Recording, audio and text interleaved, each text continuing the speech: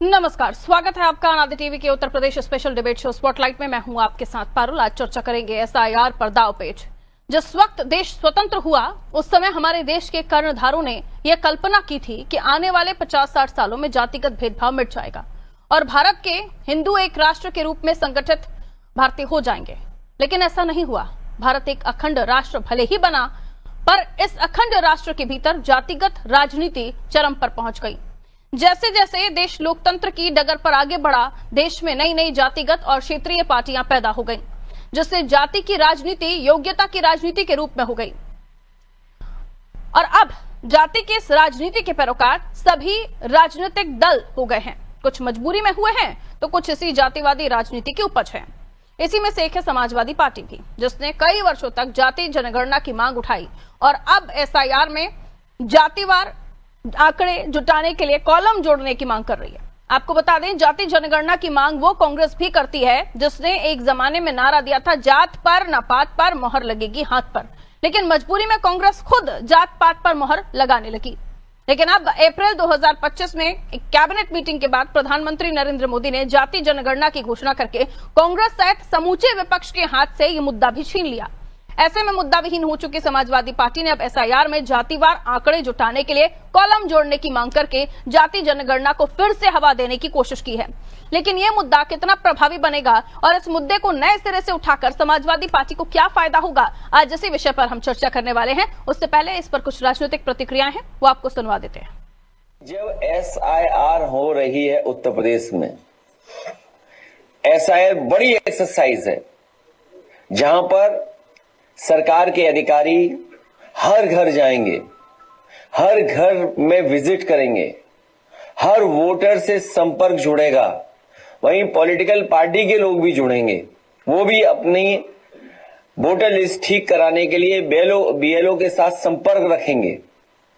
उस समय हम लोग मांग करते हैं कि जब इतनी बड़ी एक्सरसाइज हो रही है हर वोटर की और इतनी बड़ी वोटर लिस्ट बनने जा रही है, तो एक महत्वपूर्ण डेटा जो हम सब लोग मांग करते रहे हैं, उसके लिए केवल एक कॉलम और बढ़ाना है।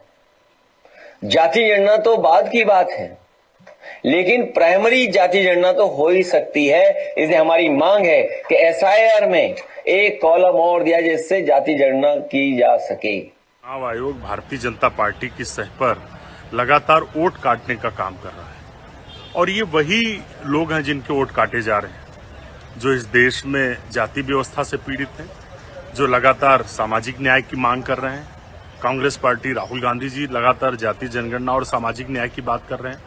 तो बिल्कुल जिन लोगों के वोट काटे जा रहे हैं उनका भी जाति पता चलना है कि किस जाति के वोट चुनाव आयोग काट रहा है, और जो जोड़े जा रहे हैं उनकी भी जाति पता चले, देश जाने कि चुनाव आयोग क्या कर रहा है। मुखिया अखिलेश यादव जी ने जिस ढंग से घोर जातिवादी, घोर तुष्टीकरण की राजनीति का बयान देने का काम किया है, ये बहुत ही दुखद है।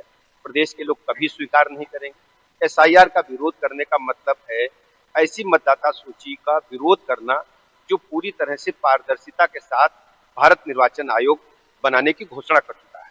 उत्तर प्रदेश राज्य में घुसपैठियों के माध्यम से समाजवादी पार्टी के लोग चुनाव जीतना चाहते हैं, और जब एसआईआर लागू करने की घोषणा भारत निर्वाचन आयोग ने कर दी है तो अखिलेश यादव जी की जमीन खिसक गई। ये पूरी तरह से मुस्लिम तुष्टीकरण के आधार पर चुनाव लड़ना चाहते हैं, जीतना चाहते हैं, वोट बैंक की पॉलिटिक्स कर रहे हैं। देखिए, अखिलेश जी को इतने वरिष्ठतम नेता होने के बावजूद एक बुनियादी जानकारी उनको होनी चाहिए। कम से कम एसआईआर नागरिकता के लिए है, मतदाता सूची को दुरुस्त करने के लिए है, और मतदाता वो होता है जो 18 वर्ष से ऊपर का हो। और जिस जातीय जनगणना की ये बात कर रहे हैं, जातीय जनगणना तो जो जन्म लिया होगा जिस जाति में, वो एक दिन का भी होगा तो उसकी भी गणना होनी चाहिए, वो संख्या आनी चाहिए।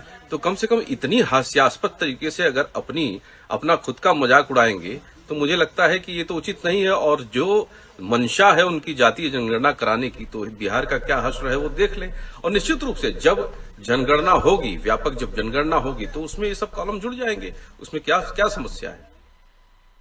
तो बीजेपी कह रही है जब व्यापक जनगणना होगी उसमें सारे कॉलम जुड़ जाएंगे। और अगर हम जनगणना की बात करें तो उसमें वोटर्स की बात हो रही है, लेकिन हम जातीय जनगणना की बात करें तो उसमें एक दिन का जन्मा बच्चा भी शामिल होना चाहिए। ये बीजेपी का तर्क है।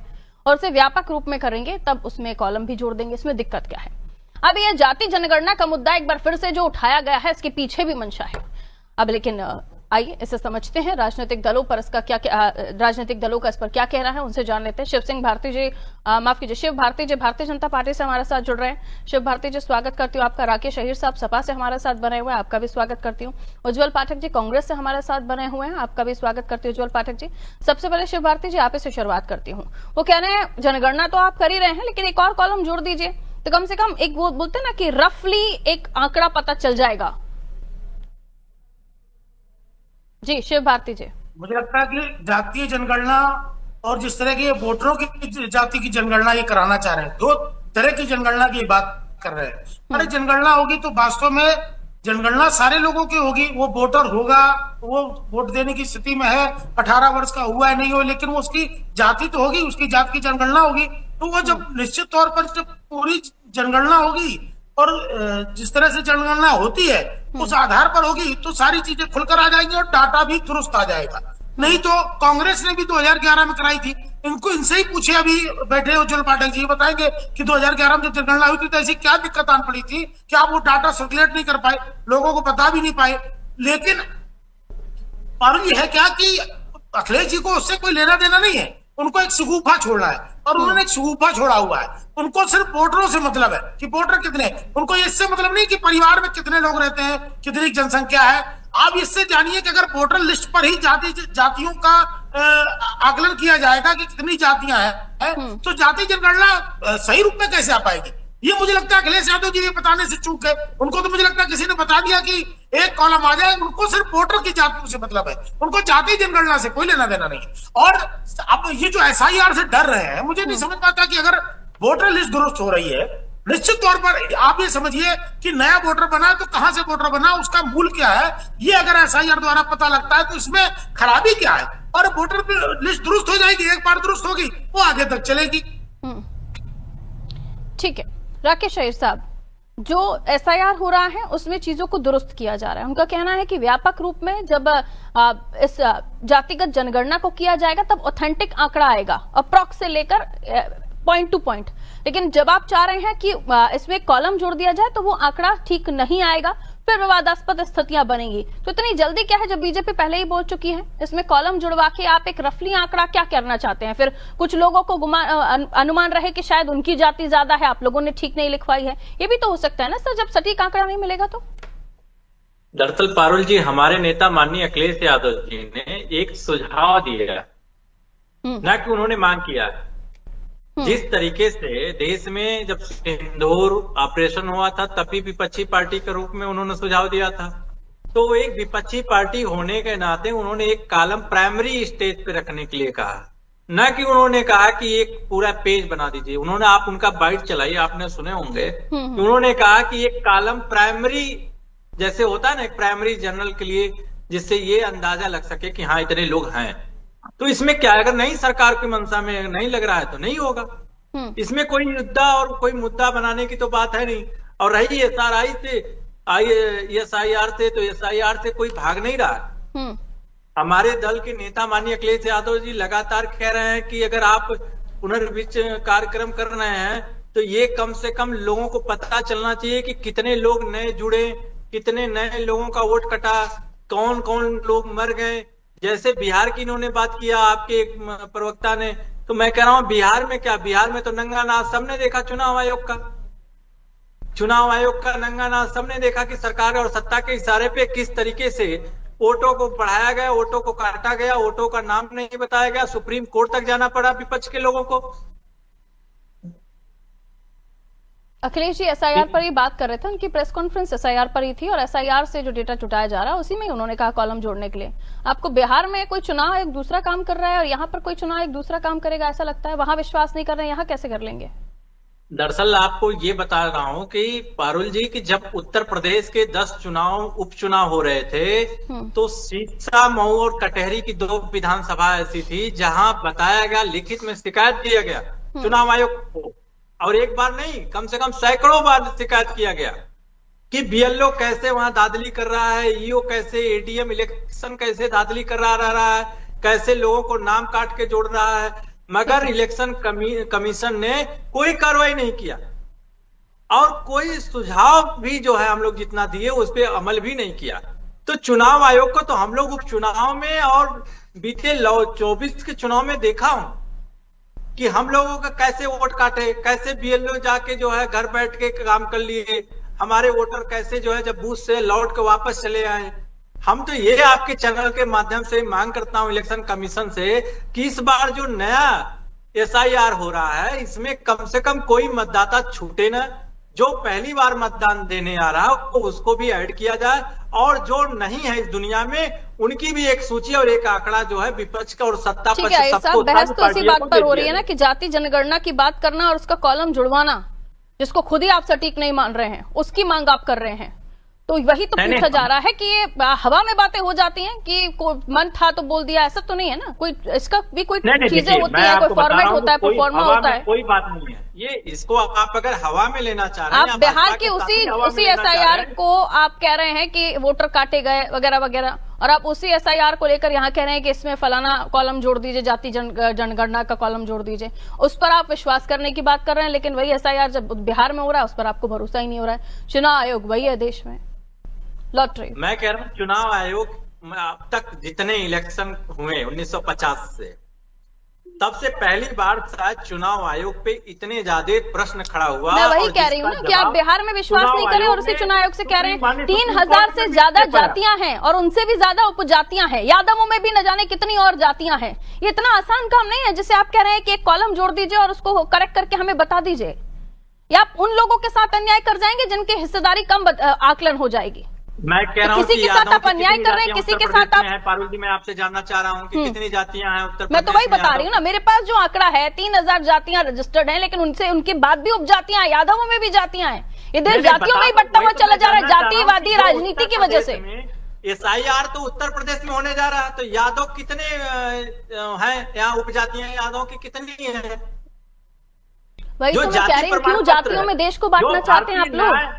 जो शुरुआती दौर में जब देश आजाद हुआ था तो एक सोच के साथ ये देश आगे बढ़ा था कि शायद जातिवाद इस देश में खत्म होगा, लेकिन उसी ओर ढकेला जा रहा है ये देश उन राजनेताओं की वजह से जो सिर्फ जातियों की बात करते हैं।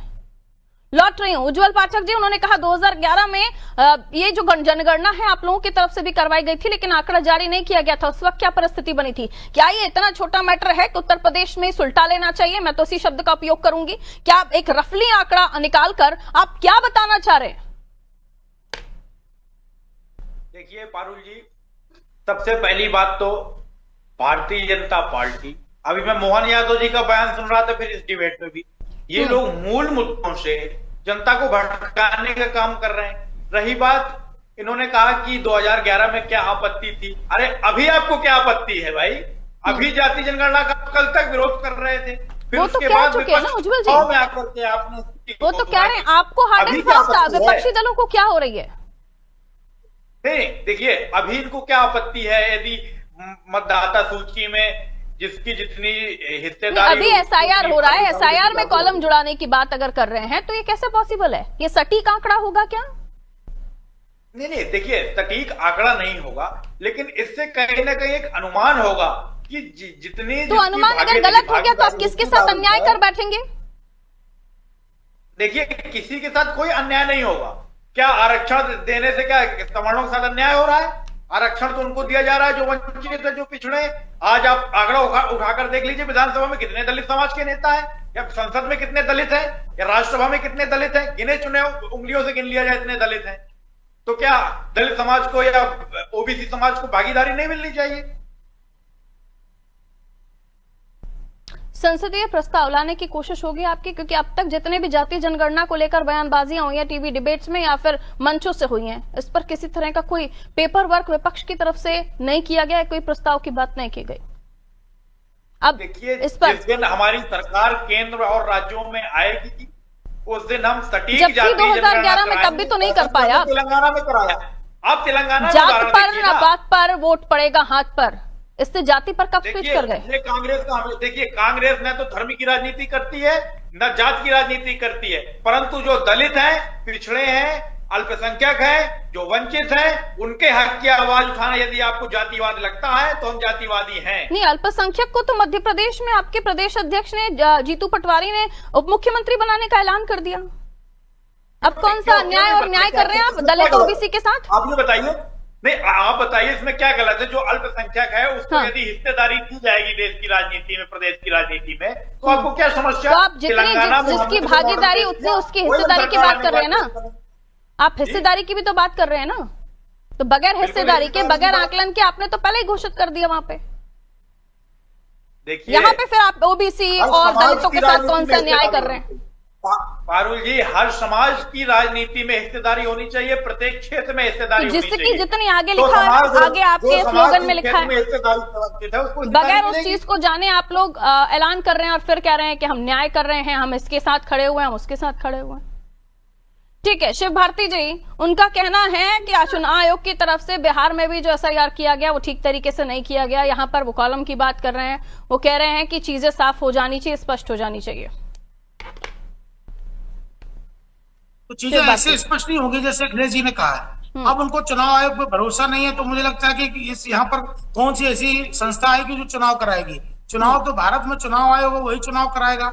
और आप तो पहले दिन से जब आप ये कह देते हैं कि 80 में से 80 सीटें हम जीत जाएंगे, उसके बाद भी हम चुनाव आयोग को, ईवीएम को स्वीकार नहीं करेंगे, चुनाव आयोग पर उंगली उठाएंगे, तो आप समझिए कि ये कहाँ पर खड़े और देश को कहाँ पर खड़ा करना चाहते हैं। इस तरह की अगर बातें करेंगे तो निश्चित तौर पर कभी किसी कंक्लूजन पर कोई पहुंचेगा क्या? आपकी सरकार आई, मैं तो कह रहा हूँ कि उज्जवल पाठक जी कह रहे हैं 2011 में जनगणना कराई और जनगणना के बाद आंकड़े भी जारी नहीं कर पाए, तो इसका मतलब जनगणना हुई नहीं थी। और जनगणना अगर भारतीय जनता पार्टी कह रही है तो बात आगे निकल गई है।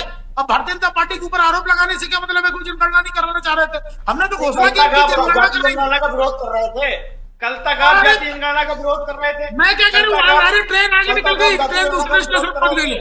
उज्जवल जी, ट्रेन दूसरे स्टेशन पहुंच गई, आप वहीं खड़े हैं। सर्वे की बात की तब आपने उनका विरोध किया। उज्जवल जी, ट्रेन आगे निकल गई, आप वहीं पर खड़े हैं। आप निश्चित तौर पर मानिए कि आप अपनी कई बातों में फंस जाते हैं। आप कह रहे हैं कि वो जनगणना का विरोध कर रहे हैं, हम जनगणना कह रहे हैं, हम जनगणना कराएंगे, और आपने तो कराई हुई है। उसके बाद भी आप रिकॉर्ड लेकर नहीं आए कि क्या हुआ क्या नहीं हुआ। आप अभी आप बहुत बड़े हितैषी बन रहे हैं दलितों के, शोषितों के, वंचितों के, तो आंकड़ा आपने छुपा के किसके साथ घात किया है? दलितों, शोषित, वंचितों के साथ घात नहीं किया आपने। 2011 में अगर आप जारी कर देते तो अभी तक 2011 से लेकर 2025 तक कितनी समस्याओं का हल हो सकता था। अगर आप इसी तरह से समान हिस्सेदारी की बात कर रहे हैं तो आप निश्चित तौर पर आप चीजों को उलझाने में माहिर है, आप चीजों को उलझाना चाहते हैं। कोई भी चीज चल रही, कोई प्रक्रिया है, उसमें एक चीज को उलझा दीजिए। आप कल तक इसका क्यों विरोध कर रहे थे? आप कल तक इसका विरोध कर रहे थे। मैं कह रही हूं ट्रेन आगे निकल गई भाई साहब, उज्जवल जी, ट्रेन आगे निकल गई, जनगणना होने वाली है, जनगणना तय है, जनगणना होगी, ट्रेन आगे निकल गई, उसी एक लगी मुझे पीटते रहिए। आप जनगणना ना तो भारतीय जनता पार्टी ने भी जनगणना का विरोध नहीं किया। भारतीय जनता पार्टी ने कहा, अरे आप मैं तो कह रहा हूँ आप जातीय जनगणना के विरोधी है, आपने तो कराई, उसके बाद रिकॉर्ड जारी नहीं किया आपने आंकड़े नहीं बताए लोगों को, आपने देश के साथ विश्वासघात करने का काम किया, आपने दलित, शोषित, वंचितों के साथ विश्वास करने का काम किया। आप अगर इतने ही सबको हिस्सेदारी देने की बात आप कर रहे हैं, विपक्ष में होते हैं तब तो आप लोगों को जैसी भाषा हो जाती है, आप आंदोलनकारी हो जाते हैं, आपको सबको समान हिस्सेदारी देनी होती है, और सत्ता में होते हैं तो जनगणना कराने के बाद आप बड़े कमाल की बात है। अब आप कह रहे हैं कि वो हम विरोध कर रहे थे, मैं कह रहा हूं कि वो चीजें आगे निकल गई। भारतीय जनता पार्टी ने घोषित किया हम जातीय जनगणना कराएंगे और निश्चित तौर पर कराएंगे, आप निश्चित तौर पर मानिए, और जातीय जनगणना बिल्कुल सही होगी, जाति, उपजाति, धर्म, सारी चीजों की जानकारी होगी और वो जारी भी होगी, वो छुपाई नहीं जाएगी किसी तरह से। ठीक है राकेश जी, पीडीएस समीकरण को मजबूत किया जा सके क्या, इसलिए भी अखिलेश जी ने ये बात कह दी जब उनको पता है कि एसआईआर में कॉलम जुड़ के एग्जैक्टली तो जातिगत जनगणना का आंकड़ा नहीं आएगा। यादव ओबीसी राजनीति को नया सहारा मिल सके, या ये कोशिश है आप लोगों की, या फिर ओबीसी में ही डिस्ट्रीब्यूट हो जाए, ये कोशिश है आप लोगों की? अनम्यूट कीजिएगा, शायद म्यूट है आप। जाति की जो हाँ, बात है, कहिए आ रही है जाति, भारत एक जाति बेस पे राजनीति कर रही है, कोई समाजवादी पार्टी नहीं कर रही है। सारे दल जाति के आधार पे बनाए गए हैं और सारे दल जाति के आधार पे राजनीति कर रहे हैं। जैसे शिव भाई ने कहा कि अखिलेश यादव जी ने ईवीएम पे, मैंने कहा मेरा नेता सीना ठोक के सदन में कहा कि अगर 80 की 80 सीट हम जीत जाएंगे तब भी मुझे ईवीएम पे न आज भरोसा है न कल भरोसा है। और इनको ये नहीं पता कि ईवीएम जो देश बनाया वहां भी ईवीएम से चुनाव नहीं हो रहा। और जितने भी विकसित और विकासशील देश हैं वो ईवीएम से चुनाव नहीं कर रही है। ये क्या बात कर रहे हैं, इनके तो जान ईवीएम में बसी हुई है कि कोई बेईमानी ईवीएम से करके और ये चुनाव जीत रहे हैं। जनता जिनको मिल नहीं रही, बिहार में इनके 4-4 प्रत्याशियों को जनता दौड़ा दौड़ा के गांव में बाहर कर रही है। आप देश की संसद में क्या संसदीय प्रस्ताव की मांग करेंगे इसको लेकर? वो हालांकि टाइमिंग को लेकर भी ये सवाल है, क्योंकि अभी उतना टाइम नहीं है कि सब चीजों को किया जा सके। अभी जैसे हमारे जो भी लिखा पढ़ी में भी हमारे तल और हमारी पार्टी के जो लोग हैं वो करेंगे, जो भी कानूनी प्रक्रिया होती है वो इसको लेकर प्रस्ताव की मांग करेंगे।